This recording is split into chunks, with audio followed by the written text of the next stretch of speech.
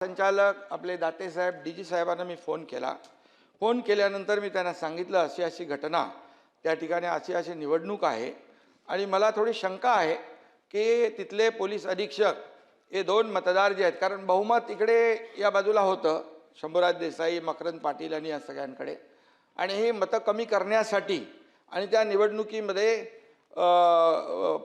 विजय मिळवण्यासाठी, पराभव करण्यासाठी या लोकांचा अशा प्रकारचा प्रकार होऊ शकतो. तर डीजीनी त्यांना फोन केला आणि डीजी मला म्हणाले, मी त्यांना फोन केला, मी तुषार जोशी यांच्याकडे खात्री देखील केली. मतदानापासून वंचित ठेवणं हा गुन्हा आहे आणि मतदानापासून वंचित ठेवणं हा लोकशाहीचा खून आहे आणि लोकशाहीचा गळा घोटण्याचं काम बिलकुल करू नका, अशा प्रकारचं मी त्यांना सांगितलं. ते बोलले असं काही होणार नाही. डीजी म्हणाले असं होणार नाही. मी बोलला होणार काय नाही, निवडणूक पूर्णपणे पार पडते तिकडे.